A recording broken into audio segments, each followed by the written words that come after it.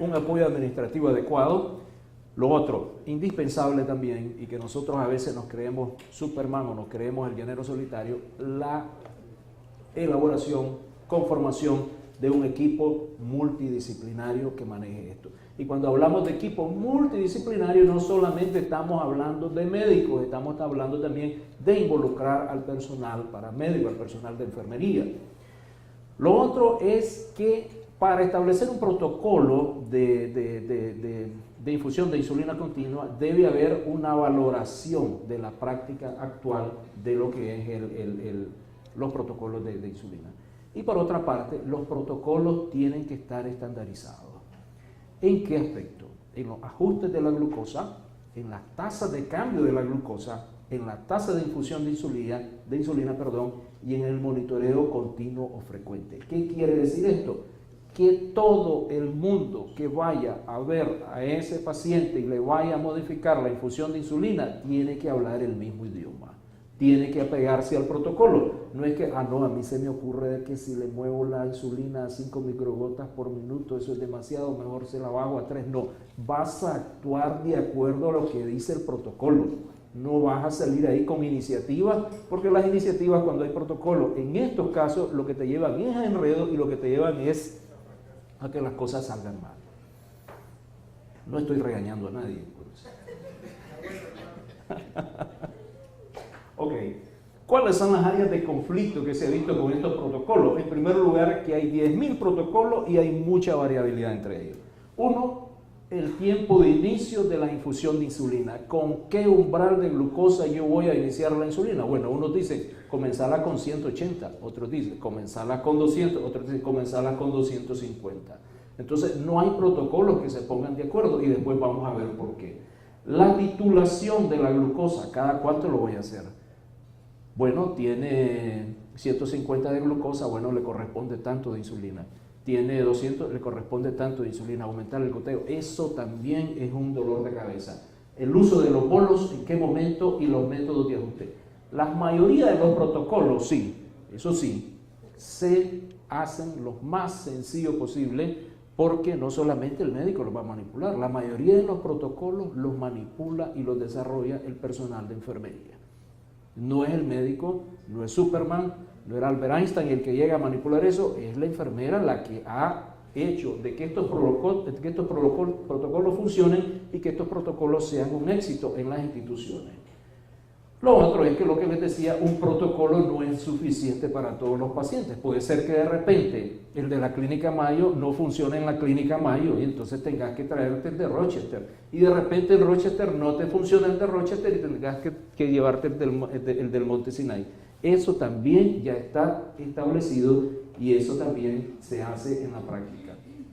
Entonces no se mira muy bien, pero aquí pueden ver ustedes 1, 2, 3, creo que son 12 protocolos y la gran diferencia que hay y la gran variabilidad en las unidades de los bolos, en qué momento vas a utilizar la infusión, etcétera, etcétera. Entonces cada protocolo es totalmente diferente. Lo que probablemente tengamos que hacer es elaborar el propio o apropiarnos de uno y manejarlo adecuadamente. En los mismos 12 protocolos ustedes miren de qué manera la tasa de infusión horaria es totalmente errática, no es uniforme. Da la impresión que estás viendo cuando te montas en un avión y abrís la revista y ves todo para dónde van la línea aérea.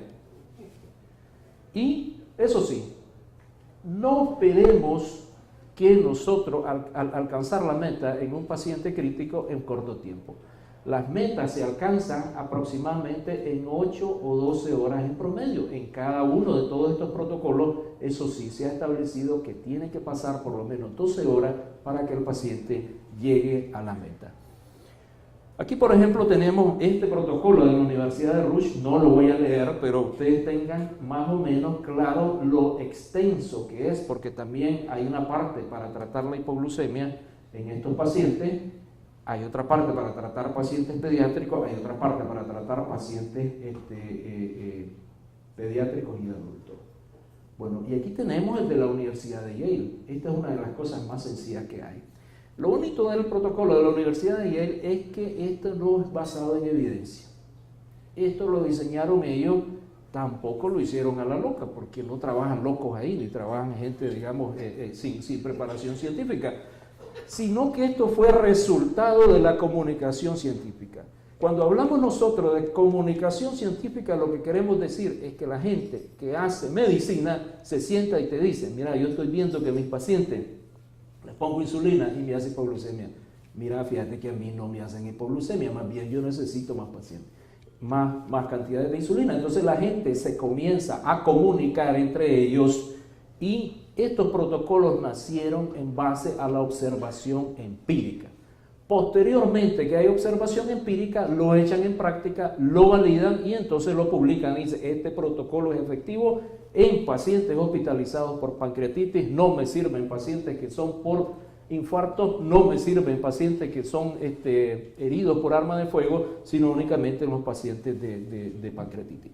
Entonces, este protocolo está basado en el valor actual de glucosa, en el valor previo de la glucosa, en la tasa actual de infusión de insulina, y fue diseñado para que lo maneje la enfermera.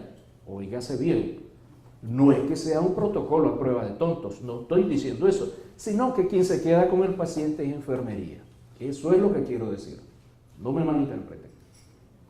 Ok, entonces en la primera etapa determinarse el valor actual de la glucosa y este valor te va a guiar hacia una de las 4 columnas de la tasa de infusión de insulina.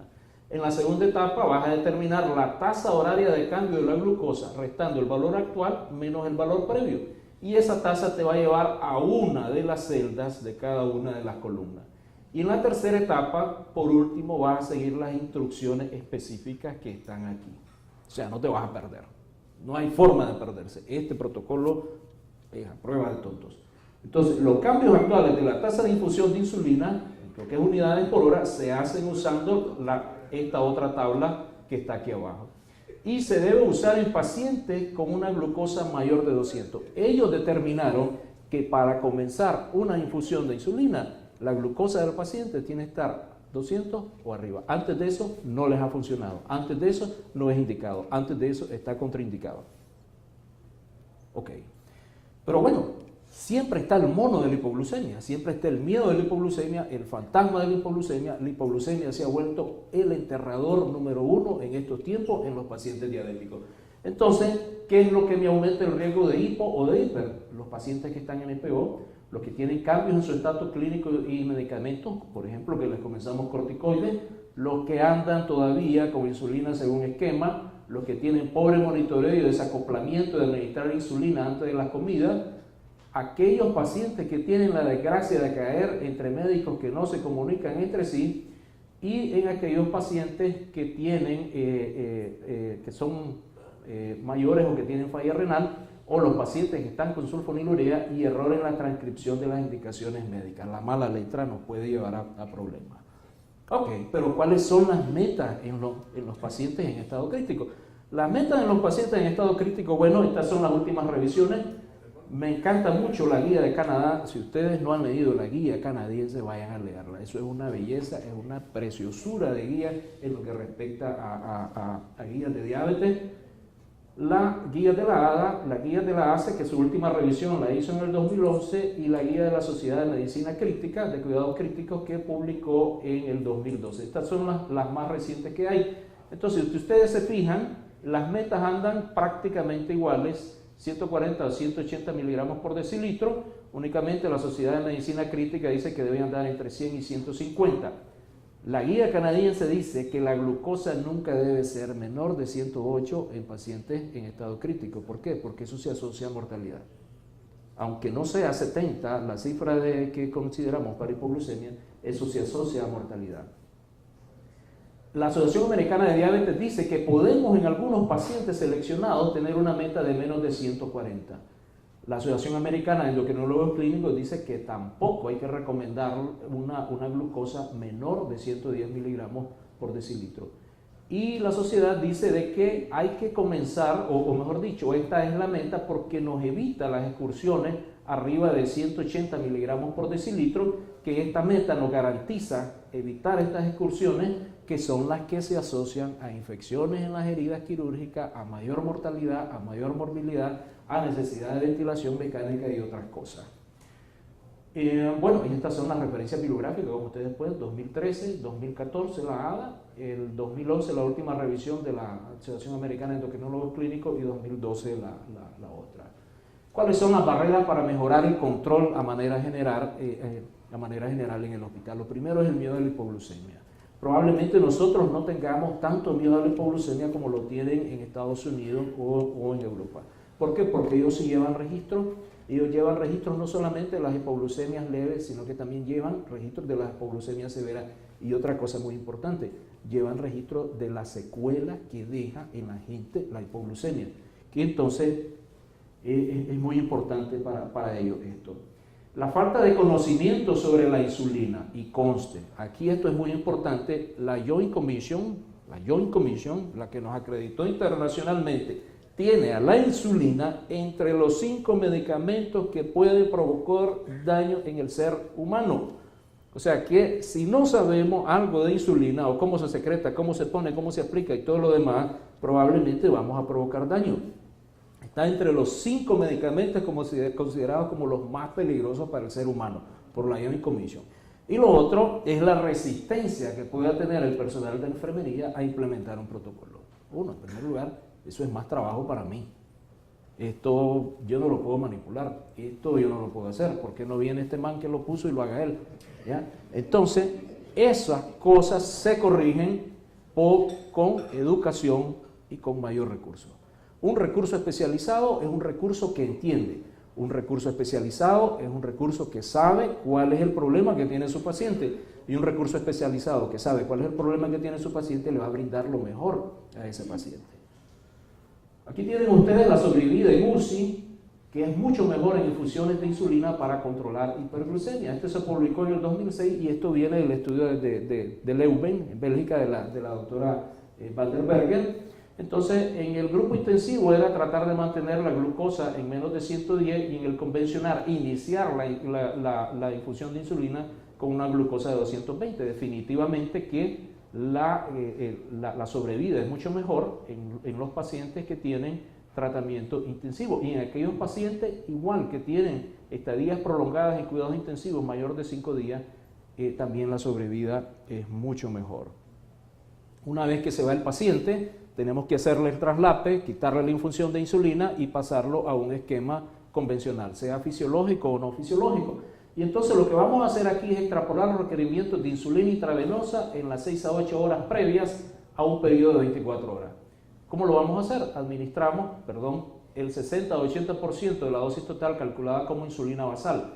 Y eso se dice que da muy buenos resultados en los pacientes quirúrgicos.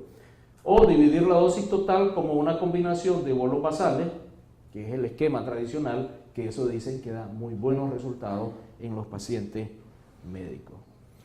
Ahora, con el transcurso de los años, definitivamente ha venido mejorando, como ustedes pueden ver aquí. Esto es la duración media de las concentraciones de glucosa que se mantuvieron menos de 140 o 110. Esto fue en el 2003, 2004, 2005 y publicado en el 2008. Y ustedes pueden ver que en la medida que van avanzando los años, el número de pacientes que tienen la glucosa dentro de lo normal con infusiones de insulina es mucho mayor. ¿Por qué? Porque se está teniendo más experiencia y se está sabiendo manipular mejor estas cosas. Dosis promedio de insulina diaria estratificadas por años de terapia, de igual manera, miren ustedes, 2003, 2004, 2005, 2006. Cada vez se están utilizando menos unidades de insulina para mantener a los pacientes dentro de la meta en cuidados intensivos. ¿Producto de qué? Producto de la práctica, producto de la implementación de estos protocolos, producto de familiarizarse con estos protocolos. Y gracias. Creo que me llevé más tiempo.